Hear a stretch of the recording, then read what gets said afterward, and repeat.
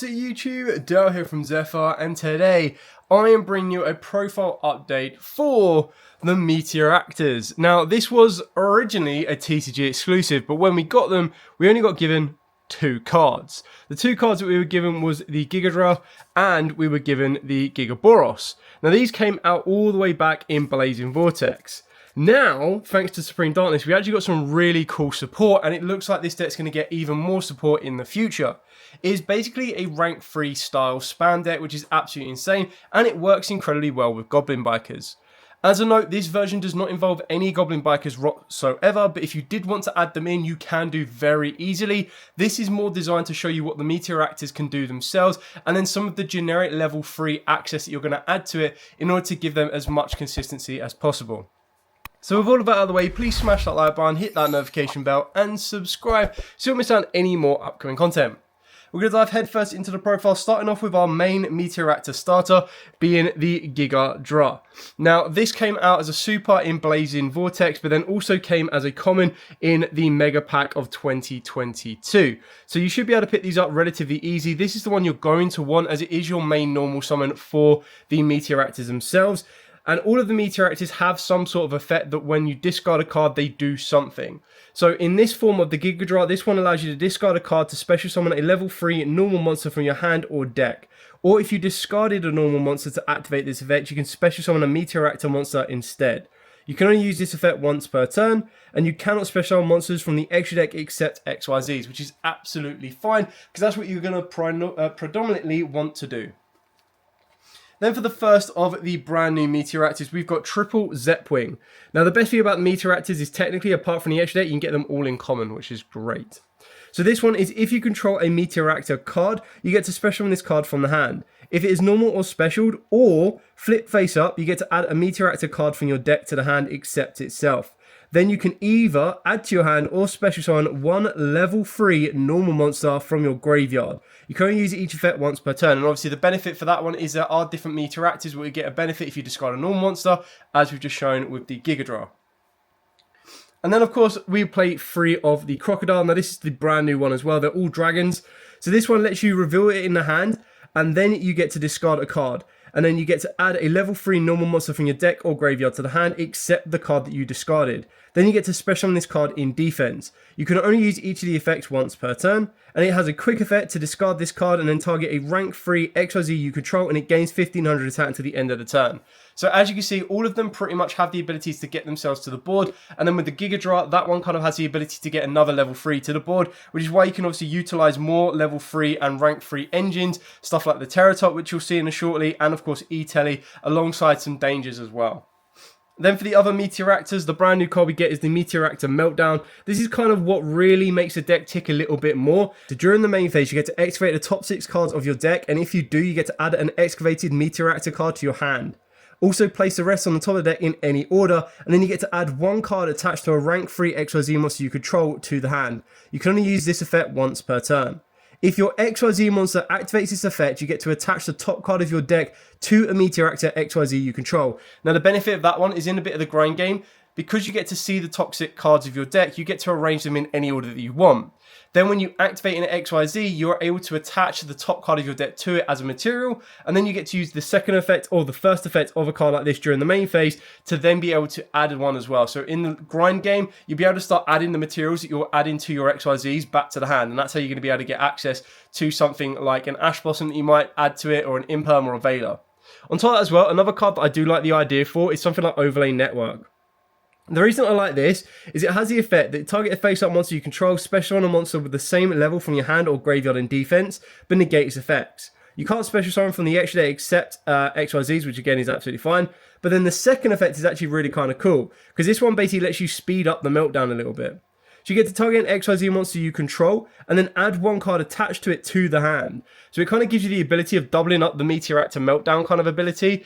It's going to be a little bit specific depending on what you attach to it. That's not what makes the deck tick. It's just a nice little niche element that can really, really help.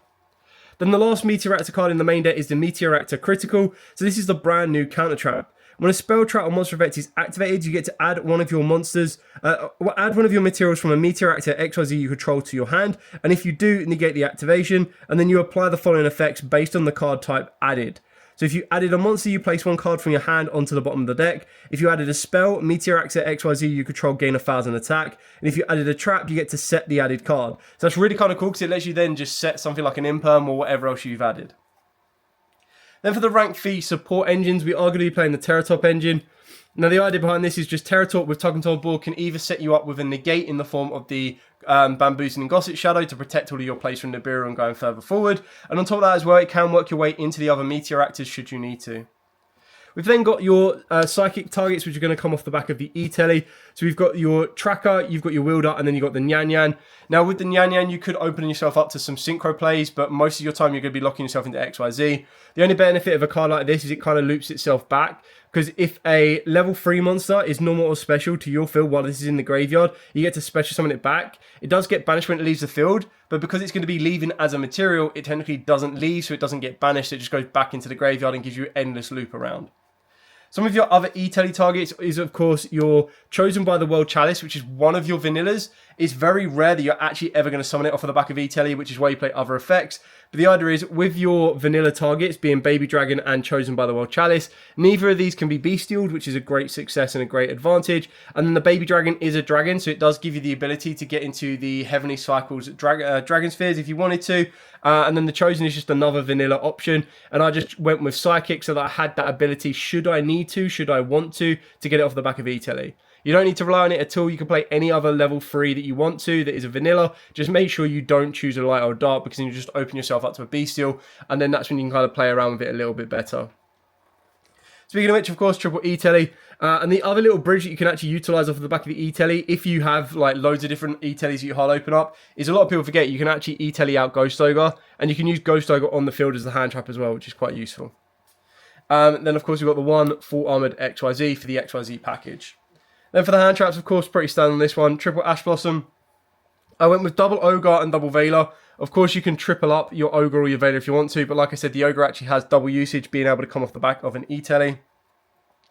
And then, of course, we've got triple Infinite Impermanence. You can play something like Forbidden Droplet if you want to, but when you saw the Materiactors, they like to discard a lot. So the cards you're going to get the most advantage off of the back of if you discard them are, of course, going to be the Dangers. So the Dangers that we decided to go with would be double Jackalope and double Sukanoko.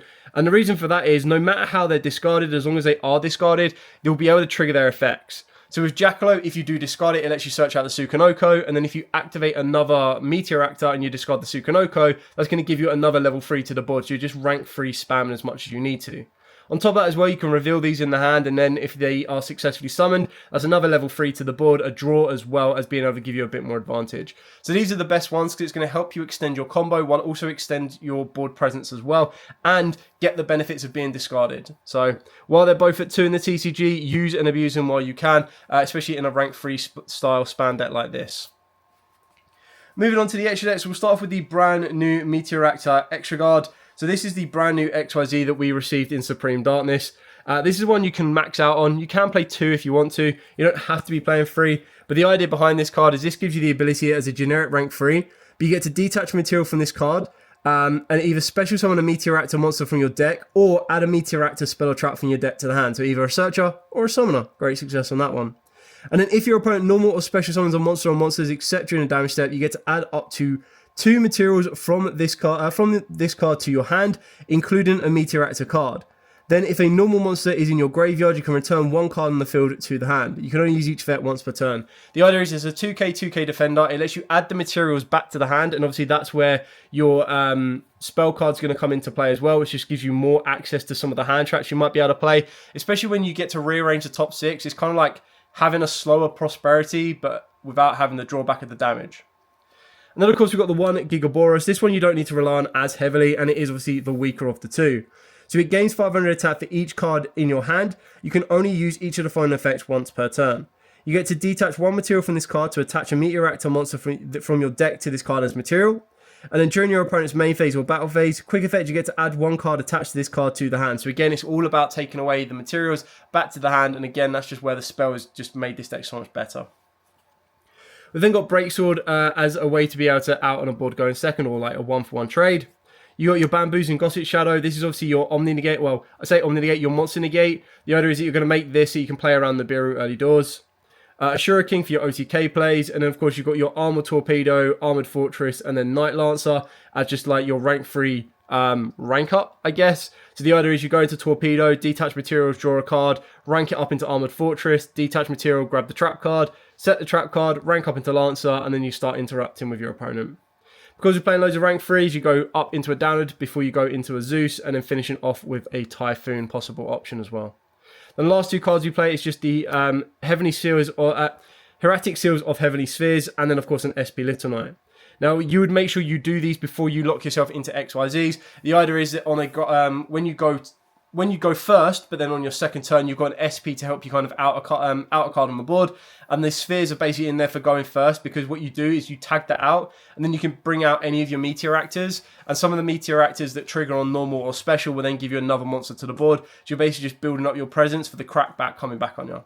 So you've got loads of different options that you can choose from. You can play any rank 3s that you wanted to as well. I just kind of like the Materiactors. I think the brand new cards are absolutely insane. And then if you want to be taking out something like an SP Little Knight and you want to take out the Hieratic Seals, that's where your Goblin Bikers come into play, because then you can play Big Gabunga, and it really is up to you where you kind of build off the back of that. The Big Gabunga is a great option for the deck as well, and it's definitely something that I would advise you looking at in order to kind of maximize the potential of this deck, because the Goblin Bikers themselves are incredibly strong, and being able to like detach materials off of other XYZs to special summon, and then utilizing the Materiactors, which are basically putting XYZ materials onto monsters for you, is absolutely insane. So I would say that the Goblin Biker version is probably the better version of them. I just wanted to show you a version that did not involve those, so that you had an idea of where to start. And then you can start looking at the Goblin Bikers, because the Materiactors themselves are all incredibly cheap. Like I said, they're supers and commons, there's nothing of high rarity. But then when you start looking into the Goblin Bikers themselves, the Goblin Bikers start involving secrets and ultras. And there was a little bit of hype post Supreme Darkness, or leading into the release of Supreme Darkness, just because of the new cards as well. And it's a very interesting kind of option for you to look into. But Materiactors themselves, I think they're incredibly fun. It's nice that the deck is actually now playable. Like when we got the first wave of support, it was like, where's the rest? And it kind of feels like modernized Time Thieves. And what I mean by that is, with Time Thieves, we ended up getting like 3 cards that weren't really playable on their own. And then slowly but surely, the OCG started to drip feed us the other cards that they were getting for the Time Thieves. And then technically Time Thieves could be played as a full deck itself. So now that's exactly where we're at with the Materiactors, and it'd be really kind of cool to see where they go from this point on. Anyway, thank you so much for watching. If you do have any questions at all, by all means, please put in the comments down below. I will be more than happy to answer them. If you want to see some combos with the video as well, or for this profile directly as well, let me know in the comments below. I'll be more than happy to bring them to you. Mainly this deck resolves around 1.5 card combos, because you need that discard effect, and then depending on what else you have, you get to extend a little bit further. So it might be more beneficial for me to show you test hands of this deck as well. But yeah, like I said, let me know in the comments down below. If you get the video above 50 likes, I'll be able to bring you that updated video as well. For now, as absolutely always, stay safe, and of course, happy dueling.